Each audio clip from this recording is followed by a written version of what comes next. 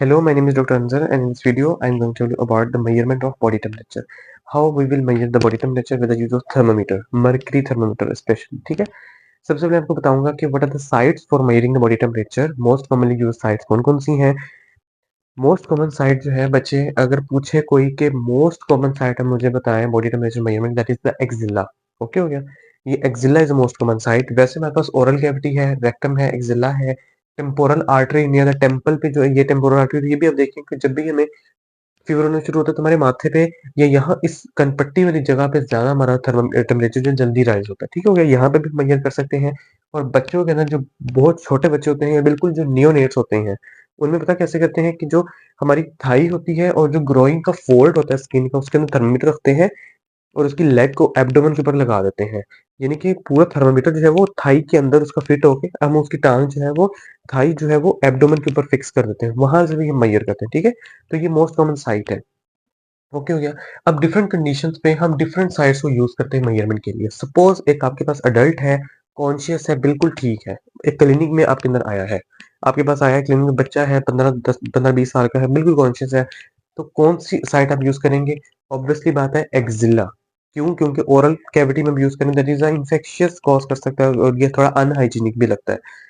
ठीक है, तो अडल्ट है और कॉन्शियस है, हम थर्मामीटर उसके एक्जिला में रखेंगे, पहली बात। दूसरा, अगर एक छोटा बच्चा है हम उसे एक्जिला में भी रख सकते हैं लेकिन ओरल कैविटी में नहीं रख सकते, क्योंकि वो छोटा बच्चा है, ओरल कैविटी में मे भी वो उसके क्योंकि मुंह छोटा होने की वजह से उसके अंदर थोड़ा ज्यादा चला जाए हमसे, तो oral cavity is not preferable in children's. और बहुत ही नियोनेट्स के अंदर ओरल कैविटी नहीं प्रेफरेबल है, उनके एक्जिला में रख सकते हैं। और अगर वो बच्चा अनकॉन्शियस है, बेहोश है, तो आप उसके एक्सिला में भी नहीं रखेंगे, उसके फिर रेक्टम में रखेंगे। ठीक हो गया, उसके फिर रेक्टम में आपने थर्मामीटर रखना होता है like 1 to 2 centimetre, 1 to 2 inches जो है, 1 to 2 इंचेस जो है आप उसके रेक्टम के अंदर इंसर्ट करते हैं थर्मामीटर 1 to 2 मिनट्स के लिए, फिर आप उसका मेजर कर लेते हैं। ठीक है, ये है तरीका। तो डिफरेंट कंडीशंस में अपने डिफरेंट साइट्स यूज करनी होती हैं। ठीक हो गया, रिपीट कर देता हूँ, अगर एडल्ट है और कॉन्शियस है तो प्रेफरेबल इज एक्सिला और कैप्री में भी रखा जा सकता है। अगर चिल्ड्रन है, बहुत ही छोटा है, मतलब कुछ माह का है, तो अपने एक्सिला।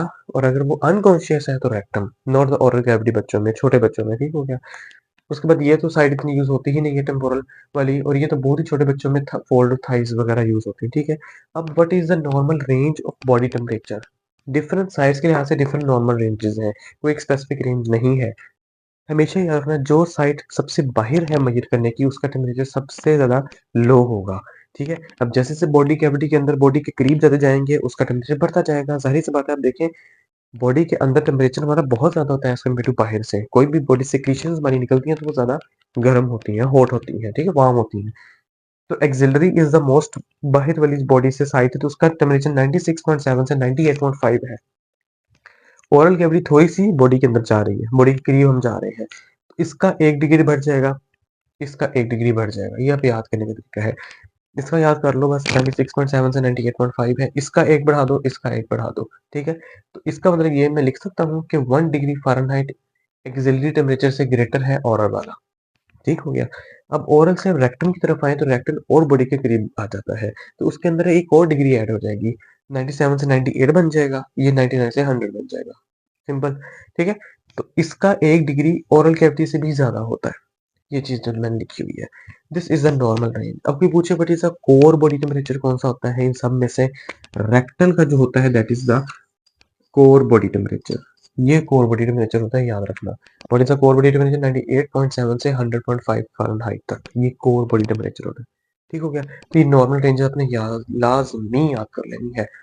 अब इसी चलते मैं थोड़ा सा क्लिनिकली बेस बता दूं कि कुछ वो पेशेंट पूछ सकते हैं आपसे एग्जामिनेशन के दौरान, जब आप पेशेंट का थर्मामीटर से बॉडी टेम्परेचर ले रहे होंगे तो वो हाइपरथर्मिया और हाइपोथर्मिया के बारे में आपसे पूछ सकते हैं। उसमें आपने क्या करना है, हाइपोथर्मिया क्या होता है कि 95 फ़ारेनहाइट से कम। इस पूरे प्रैक्टिकल के अंदर मैं सिर्फ फ़ारेनहाइट यूज कर रहा हूँ, क्योंकि हमने जो थर्मामीटर आगे यूज करना है वो फ़ारेनहाइट में होता है। सेल्सियस में कंफ्यूज नहीं मैं करना चाह रहा। ठीक है, 95 जो बिलो, सबसे कम से भी 1 डिग्री कम हमने लेनी है। अब इन सब रीडिंग्स में से सबसे कम 96 है ना, तो इससे भी एक कम 95 वाला हमने लेना है फॉर द हाइपोथर्मिया। तो 95 फ़ारेनहाइट से भी अगर एक कम होगा टेम्परेचर तो आपको हाइपोथर्मिया कहेंगे। कॉजेज ज्यादा, ज़ाहिर सी बात है, exposure to the cold environment है, हाइपोथायराइडिज्म, डायबिटीज, एजिंग या बीटा ब्लॉकर्स अगर पेशेंट ले रहा है तो उनमें ये हाइपोथायराइडिज्म सॉरी हाइपोथर्मिया हो सकता है। हाइपरथर्मिया क्या होता है? अगर टेम्परेचर आपका 100.5 से बढ़ गया है, सबसे बड़ी रीडिंग जो है, सबसे हाई रीडिंग, उससे भी ज़्यादा टेम्परेचर हो गया है, तो वो आपका हाइपरथर्मिया है। Causes of the heat stroke, heat exhaustion, dehydration and infections. ज़ाहिर-सी बात है, इन्फेक्शन में क्योंकि आपको पता है फीवर होता ही होता है, तो उसमें हाइपोथर्मिया 100 फ़ारेनहाइट से फीवर आपका अक्सर हो ही जाता है इन्फेक्शन में, ठीक है? तो ये बात समझ आ गई, हाइपो और हाइपरथर्मिया। अब बिफोर गोइंग टू द अपना प्रैक्टिकल उसके स्टेप्स, मैं पहले आपको थर्मामीटर रीडिंग सिखा दूँ, थर्मामीटर में अपनी रीडिंग कैसे करनी है, ठीक है? अब ये मैंने सेम मर्करी थर्मामीटर ही यहाँ पे बनाया हुआ है। उसकी रीडिंग्स भी आपको उतनी ही बताएँगे जितनी वहाँ पे आपको है। अब ये वीडियो लेते हुए अगर आपके इर्द-गिर्द थर्मामीटर पड़ा है, तो आप वो पकड़ लें और रीडिंग्स या इस डायग्राम को गौर से देख लें, फिर आप थर्मामीटर बाद में देख लें तो आपको सारी समझ आ जाएगी, ठीक है? ये जो मैंने ब्लू लाइन लगाई है बच्चे, ये मर्करी लेवल है। जो उसका मर्करी लेवल होता है ना, ये वो है। ओके हो गया? अब मर्करी लेवल नॉर्मली नॉर्मली 96-97 तक ये होता है नॉर्मली, जब पड़ा हो टेम्परेचर, थर्मामीटर नॉर्मली पड़ा हो तो, ठीक है? अब ये जो है 97 है, इसके आगे मैंने 4 लाइनें लगाई हैं, 1, 2, 3, 4। ये 96.1 है, 96.2 है, 96.3, 96.4 और ये 97 है यहाँ पे, ठीक हो गया? इसी तरह आगे 4 है, फिर ये 98 है, फिर ये 4 है तो ये 99 है, ये फिर 4 के बाद ये 100 है, फिर 4 के बाद ये 101 है, ठीक हो गया? फिर ये 4 के बाद 102 है, ये फिर 103 है, ये 104 है, ये 106 है, बीच में 105 भी आएगा। बात यहाँ तक समझ आ गई है कि हर रीडिंग के बीच में 0 यानी कि 4 लाइनें हैं जो कि पॉइंट 1, 2, 3, 4 शो कर रही है, फिर अगली रीडिंग आ रही है। अगर सपोज़ मेरा मर्करी थर्मामीटर जो है वो रीडिंग मेरा शो करता है, मैंने बॉडी टेम्परेचर का मेजर किया, आपके अंदर यानी कि किसी भी ओरल कैविटी के अंदर एक्सिला के अंदर रखा और मेरी रीडिंग आ गई है ये। अब आप देखें किस यहाँ तक गिर रहा है, 100 तक गिर रहा है, तो इसका बॉडी टेम्परेचर होगा 100 डिग्री फ़ारेनहाइट। ठीक हो गया? यही बात होगी। अब अगर मैंने मेजर किया और मेरा आ जाता है सपोज़ यहाँ तक, ये कितना है? 101 है, तो 101 आपकी डिग्री फ़ारेनहाइट आ जाएगा, ठीक है? अब अगर मेरा किसी बीच में रीडिंग आती है, यहाँ पे आती है, सपोज़ यहाँ पे आ जाती है, यहाँ पे रीडिंग आई है, अब ये आपने देखना क्या आता है, 10 ये है 2, 102.1, 0.2, 0.3, 102.3 फ़ारेनहाइट, ये आपका टेम्परेचर है। आपने पॉइंट्स में बताना है, अगर पॉइंट में आ रहा है, 102 बताएँगे गलत हो जाएगा, 103 बताएँगे तो भी गलत हो जाएगा। अलबत्ता इसके पॉइंट 4 आएगा, उसके बाद पॉइंट 3 ही आना है, ऐसे ही होना है, ठीक है ना? तो आपने ये भी बताना है कि ये छोटी लाइनें जो हैं, ये पॉइंट्स में कितनी इसके अंदर आ रही है। अब इसके मुताबिक ये 0.3 है, यानी कि 102.3 है फ़ारेनहाइट, ठीक है? ये चीज़ मैं समझाना चाह रहा था आपको, जो कि यहाँ पे समझा दी है। ओके हो गया? अब हमने प्रिको ये बात समझ आ गई, दोबारा रिवाइंड करके देख लें। मैं दोबारा रिपीट चलें कर देता हूँ। अगर आपकी नॉर्मल बॉडी टेम्परेचर, अगर यहाँ पे थर्मामीटर नॉर्मल लेवल पे पड़ा हुआ है, वो रीडिंग 97 है, आपने परफॉर्म किया, आपका एग्जामिनेशन करने के बाद मर्करी लेवल यहाँ तक आ गया, तो ये 101 लिख देंगे आप। अगर ये पॉइंट्स के अंदर रीडिंग जा रही है, तो वो पॉइंट आपने लिखना है, सिंपल सी बात है। ओके हो गया? अब प्रिकॉशंस आपने क्या लेनी है ये प्रोसीजर करते हुए। सबसे पहले आपने अपना अपरेटस चेक करना है कि अब ठीक है। सपोज़ आप एग्ज़ाम में चले गए हैं, थर्मामीटर वहाँ पे पड़ा हुआ है, आपने उठाया, देखा अंदर मरकरी ही टूटा पड़ा है, उसकी इस तरह से टुकड़े हुए हुए हैं। बीपी अपरेटस और स्फिग्मोमैनोमीटर मरकरी वाला लेना, तो वो अक्सर खराब निकलते हैं। उसमें जो पारा होता है ना मरकरी, वो पीसेस में होता है, तो वो खराब है, वो नहीं आप उससे परफॉर्म कर सकते। सबसे पहले आपने थर्मामीटर में चेक करना है कि वो ठीक है या नहीं ठीक। उसके बाद आपने उसका जो है, दूसरी प्रिकॉशन ये है कि जब आप उसको परफॉर्म करने से पहले उसको अपने कूल वाटर से धोना है अच्छे तरीके से, और एंटीसेप्टिक उसके ऊपर अल्कोहल स्वैब या कोई एंटी स्पिरिट वगैरह लगानी है उस जगह पे जो कि आपने यूज करनी है, खास तौर पे पूरे में भी नहीं, स्टार्ट सा बल्ब पे और वो स्टार वाली जगह पे एंटीसेप्टिक्स लगानी है। कोल्ड वाटर से उसको टैप कर धोना है और उसको इस तरह जो है वो शेक करना है, ताकि उसका मर्करी लेवल नीचे चला जाए। 96 तक एटलीस्ट होना चाहिए, ये 97 तक एटलीस्ट होना चाहिए, 98 तक नहीं होना चाहिए, क्योंकि वो आपका नॉर्मल बॉडी टेम्परेचर है, वो फिर काम खराब हो जाएगा, ठीक है? तो 97 या 96 तक होना चाहिए मर्करी लेवल। ये सब करने के बाद यू शुड बी इंश्योर कि पेशेंट अभी अब ताज़ा-ताज़ा चाय तो नहीं पी के आया या कोल्ड वाटर तो नहीं पी के हटा। अगर आप उसकी ओरल टेम्परेचर ओरल कैविटी से लेंगे तो रीडिंग गलत आएगी। ज़ाहिर-सी बात है, अगर उसने गर्म कोई चीज़ पी हुई है, तो उसका टेम्परेचर वो थर्मामीटर शो कर देगा। अगर ठंडी चीज़ पी हुई है, तो उसका टेम्परेचर लो शो कर देगा, ठीक हो गया। तो ये प्रिकॉशनरी मेजर्स मैं आपको बता रहा हूँ कि पेशेंट को आपने इंश्योर कराना है कि उसने कोई हॉट या कोल्ड फ्लूइड नहीं लिया हुआ। ठीक हो गया। अगली यही बात है कि जब आपने रख दिया कि एक्सिला, रेक्टम या ओरल कैविटी में 1 से 2 मिनट आपने रखना है, उसे फ़ौरन ही निकाल लेना है, इससे ज़्यादा भी नहीं करना। 1 से 2 मिनट आपने रखना है, निकालना है और आपने फिर रीडिंग ले लेनी है एंड देन आपको उसको एंटीसेप्टिक्स में डाल देना है। ये बात समझ आ गई? These are the precautionary measures 3-4 है, आपने बता देने हैं अगर एग्ज़ाम में कोई पूछे तो।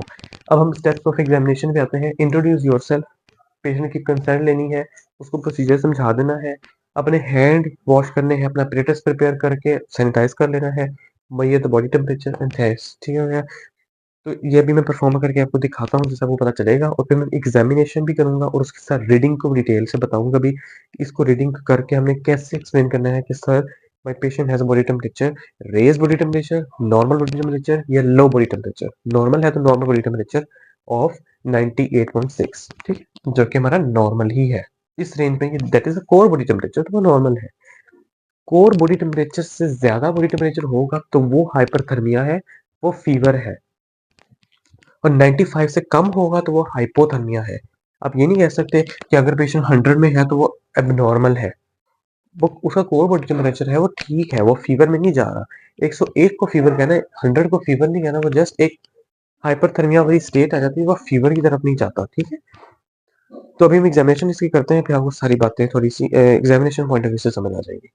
तो अभी मैं आपको दिखाऊँगा कि बॉडी टेम्परेचर किस तरह लेना है। हमने सबसे पहले इंट्रोडक्शन करवा के वही स्टेप्स आपने फॉलो कराने हैं। फिर मैं आपको सारा कुछ साथ-साथ बताता भी रहूँगा, ठीक हो गया? अस्सलाम वालेकुम, मेरा नाम तन्वीर सलमान है। मैंने आपके जिस्म का दर्जा हरारत लेना है। इस दौरान आपको कोई मसला तकलीफ नहीं होगी। अगर कोई मसला तकलीफ होती है तो आप मुझे मुआयना रोक देंगे, ठीक है? जी। आपकी इजाज़त है? जी। उसके बाद आपके पास जो थर्मामीटर होगा वो हो सकता है कि स्पिरिट में पहले ही डिप हुआ हो, ठीक है? तो आपने वहीं से वो निकालना है। अगर स्पिरिट में है तो बहुत अच्छी बात है, अगर वो नहीं भी है तो आपने डिमांड करनी है एग्ज़ामिनर से कि वो आपको अल्कोहल स्वैब लाज़मी दे, ठीक है? तो ये एक अल्कोहल पैड आते होते हैं जिसमें जो है वो कॉटन होती है डिप हुई होती। सबसे पहले आपने क्या करना है, अपना थर्मामीटर चेक कर लेना है कि इसका मर्करी बिल्कुल ठीक है, तो एज़ इट इज़ ये बिल्कुल ठीक है, मर्करी एपरेटस हमारा थर्मामीटर बिल्कुल ठीक है। मर्करी जो है वो बिल्कुल कंटीन्यूअस लाइन में है। फिर आपने इसको शेक वेल करना है ताकि इसका जो लेवल है वो आपके रूम टेम्परेचर से बिल्कुल नीचे चला जाए, ठीक है? उसके बाद आपने इसको लाज़मी सैनिटाइज़ कर लेना है। इसका जो टिप है, इसका जो बल्ब है और इसके जहाँ तक आपने इसको यूज़ करना है, ठीक है? उसके बाद इसको थोड़ी देर आपने ड्राई करने देना है, फ़ौरन आपने पेशेंट के ओरल कैविटी में नहीं रखना या एक्सिला में नहीं रखना। आपने थोड़ी देर उसको स्पिरिट स्वैप से क्लीन करके, सैनिटाइज़ करके उसको हल्का सा ड्राई करना है। उस दौरान आपने क्या करना है, अपना टाइम वेस्ट नहीं करना बल्कि आपने अपने सब्जेक्ट को बताना है कि अब आपने उसके साथ क्या करना है, ठीक है? तो मैंने थर्मामीटर आपके ज़ुबान के नीचे रखना है, आपने इसको दाँत में दबाना नहीं है, ठीक है? और मैं 1-2 मिनट इसको रखूँगा, आपने मुँह भी नहीं हिलाना, ठीक है? तो इतने टाइम में आपका ये भी ड्राई हो जाएगा क्योंकि जल्दी इवेपोरेट हो जाता है और अब आपने इसको ओरल कैविटी में रख देना है, ठीक है? अपनी ज़ुबान ऊपर करें, मुँह बंद करके। इस तरह आपने बिल्कुल रख देना है और अपना हाथ अपने थर्मामीटर से हटा लेना है क्योंकि इस तरह वो आपका टेम्परेचर भी रिकॉर्ड कर देगा। तकरीबन आपने क्योंकि वहाँ पे एग्ज़ाम्स में इतना टाइम नहीं होगा, आप थोड़े टाइम बाद निकाल लेंगे, लेकिन प्रेफ़रेबली 1 टू 2 मिनट्स का होते हैं, तो आपने 1 मिनट लाज़मी इसका रखना है, ठीक है? तो 1 मिनट होने के बाद आपने थर्मामीटर निकालना है और बिल्कुल भी उस एरिया को टच नहीं करना जो बॉडी सब्जेक्ट की बॉडी के साथ टच था और फिर आपने इसकी मेज़रमेंट लेनी होती है। मेज़रमेंट लेने का तरीका वही मैंने बताया था कि मर्करी का लेवल आपने देखना है और उसके पॉइंट्स देखने हैं कितने वो जा रहे हैं, ठीक हो गया? तो इस तरह आपको बॉडी टेम्परेचर रिकॉर्ड हो जाएगा और वही है कि सपोज़ लेट्स सपोज़ यहाँ पे इसका बॉडी टेम्परेचर अब आ रहा है 99। सो हिज़ बॉडी टेम्परेचर इज़ 99। फिर आप इसकी अपनी फाइंडिंग्स अपने एग्ज़ामिनर को बताएँगे कि according to my findings his body temperature is 99 which is the normal body temperature. Thank you very much.